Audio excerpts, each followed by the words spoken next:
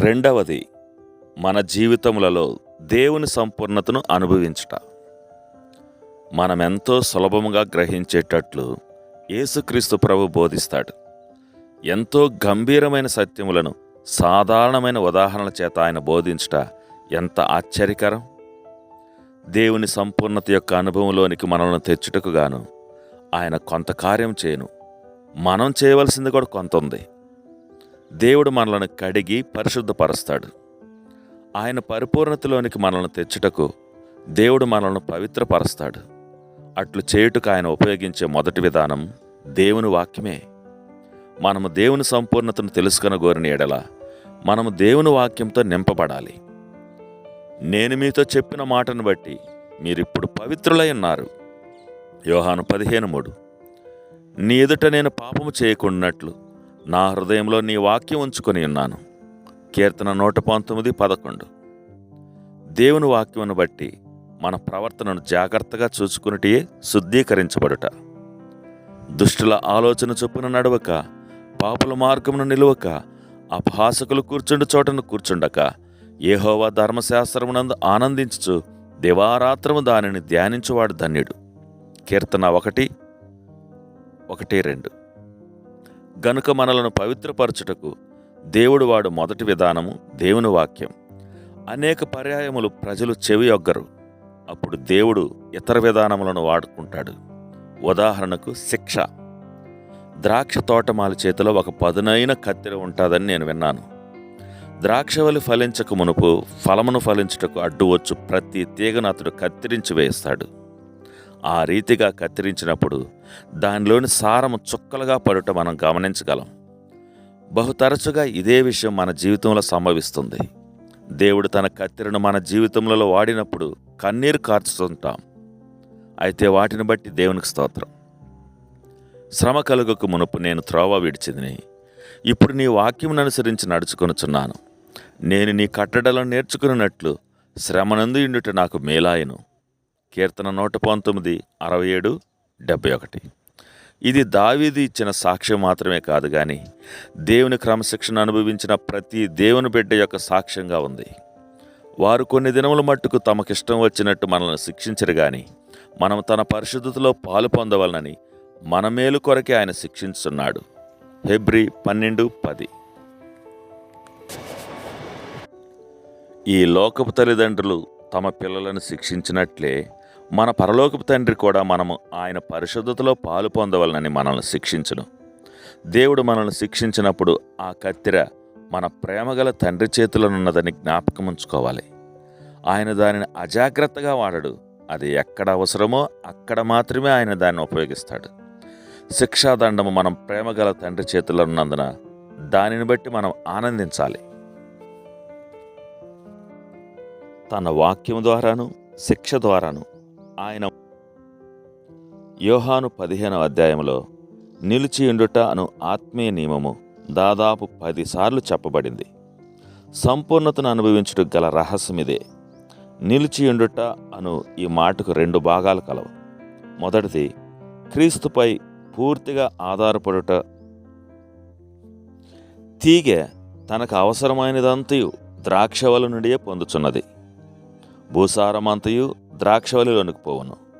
తీగలకు అవసరమైనదంతయు ద్రాక్షవల్లియే. తమ అవసరతల కొరకు అవి ద్రాక్షవల్లిపై ఆధారపడును. ద్రాక్షవల్లి తన కొరకు తానేమీ నుంచుకొనక తీగలకు సరఫరా చేస్తుంది. తీగె ద్రాక్షవల్లిని పొందిన పదార్థములే ఫలముగా మారతాయి. మనం కూడా ఇదే రీతిగా జీవించే నిమిత్తము క్రీస్తు ప్రభు ఈ దృష్టాంతమును ఉపయోగించాడు. ప్రతి విషయమునకు దేవునిపై సంపూర్ణముగా ఆధారపడి జీవితం ఇది. దేవత్వం యొక్క సర్వ సంపూర్ణత క్రీస్తునందు నివసించుతున్నది గనుక విశ్వాసముతో మనం ఆయన వైపు చూడవలనని ఆయన కోరుతున్నాడు. ఇది అన్వయించుకున్నట్టు విశ్వాసం. ప్రార్థన చేసి పొందుట కాదు గాని విశ్వాసముతో మనకు అవసరమైన వాటిని ఎడతెగక పొందవలెను. మన అనుదిన జీవితములలో మనకు అవసరమైన దానిని మనం విశ్వాసంతో పొందాలి. ఒక చిన్న ఉదాహరణ. ఒక బోధకుడు ఒక పర్యాయము 500 మంది పిల్లలకు బోధించవలనని ఆహ్వానించబడ్డాడు. బోధించటకు ఆరంభించినప్పుడు పిల్లలు అల్లరి చేయసాగిరి. అతని ఓపిక నశించి వారిని కోపపడబోయాడు. ఆ సమయమున ప్రభువా, నీ ఓరిమి నిమ్ము అని ఒక చిన్న ప్రార్థన చేశాడు. కానీ ఆ ప్రార్థన భావం ఎంతో గొప్పది. ప్రభువా, ఈ పరిస్థితికి అవసరమైన సహనము నాకు లేదు. ఈ 500 మంది అల్లరి పిల్లల మధ్య నా సహనం పనికిరాదు. నీ సహనమును నా ద్వారా చూపించుము అని భావం. నీ ఓరిమి ప్రభువా అను ఆ చిన్న ప్రార్థన ఆ బోధకుడు తన హృదయంలో చేసినప్పుడు సంపూర్ణముగా ఆయన కోపం తగ్గి తనకివ్వబడిన కార్యమును తాను ముగించగలిగాడు. ఆ కూడిక అనంతరం తాను చేసిన ఆ ప్రార్థన జ్ఞాపకం తెచ్చుకున్నాడు. ఒక్క క్షణములో అతడు తన ఓపికను పోగొట్టుకొనై ఉండాడు. కానీ మరుక్షణంలోనే అతడు ఎంతగానో వేరైన వ్యక్తిగా మారాడు. ఆ దినం నుండి ఆ బోధకుడు తాను చేసిన ఆ చిన్న ప్రార్థనలోని మొదటి మాటకు ఆఖరు మాటకు మధ్య ఖాళీ ఉంచాడు. అనగా తనకు శక్తి అవసరమైనప్పుడు ప్రభువా, నీ శక్తి నిమ్ము అని ప్రార్థించాడు. జ్ఞానం అవసరమైనప్పుడు ప్రభువా, నీ జ్ఞానము నిమ్ము అని ప్రార్థించాడు. ఈ విధముగా బోధకుడు దేవుని సంపూర్ణతను అనుభవించుటకు నేర్చుకున్నాడు. మన అవసరత ఏదైనప్పటికీ అది శక్తి గాని, జ్ఞానము గాని, పవిత్రత గాని నిజమైన ద్రాక్షవల్లిలోనే దొరుకును. యేసుక్రీస్తు ప్రభువే నిజమైన ద్రాక్షవల్లి. అనేక పర్యాయములు నేను కూడా ఇట్టి ప్రార్థనే చేశాను. మనకు అవసరమైనదంతయు యేసుక్రీస్తునందుంది. కానీ మనము దీనిని పొందవలననచో మనకు చిన్న బిడ్డ విశ్వాసం వంటి విశ్వాసం అవసరం. జయ జీవితంలో గల రహస్యం ఇదే.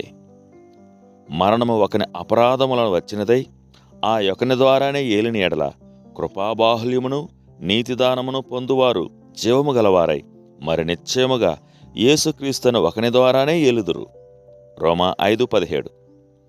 క్రీస్తు మరలా వచ్చినప్పుడు 1000 ఏండ్ల పరిపాలనలో మనం ఏలుదుమన్నది కాదు గాని ఇప్పుడే ఈ జీవితంలోనే ఏలుటకు మనం పిలువబడ్డాం.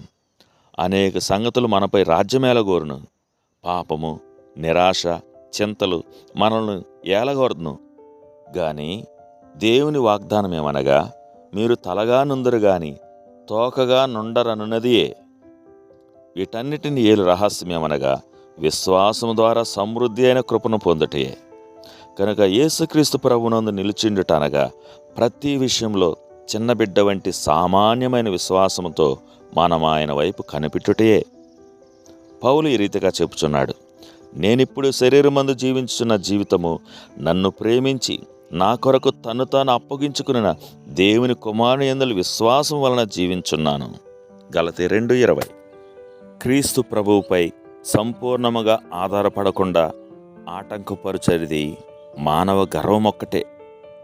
కొన్ని విషయములలో చేయగల సామర్థ్యము మనకున్నదనుకొని దేవుని సహాయం అవసరం లేదనుకుంటాం. ఆయన వైపు చూచుటకు బదులు మన సామర్థ్యత వైపు చూసుకొంచు మన జ్ఞానము, తెలివితేటల మీద ఆధారపడతాం.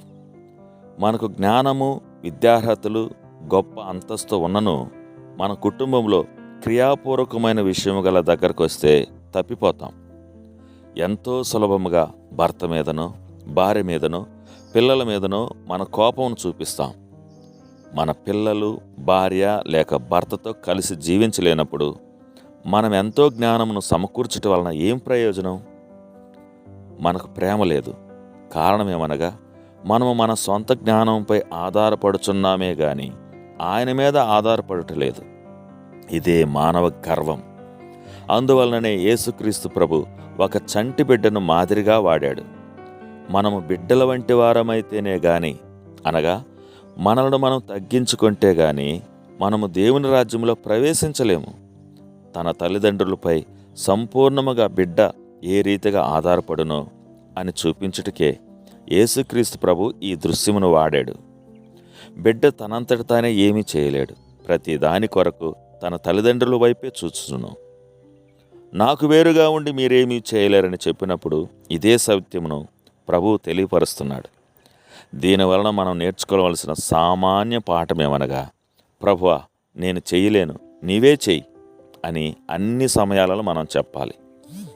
మనం ఈ రీతిగా చేసినప్పుడు ఆయన సంపూర్ణత మనలో బయలుపరచబడట ఆరంభిస్తుంది.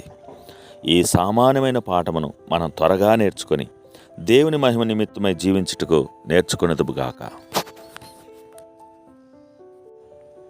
రెండవదిగా, దేవునిపై ఆధారపడుటకు అన్వయించుకుని విశ్వాసమే కాక విధేయత చూపి విశ్వాసం కూడా అవసరం.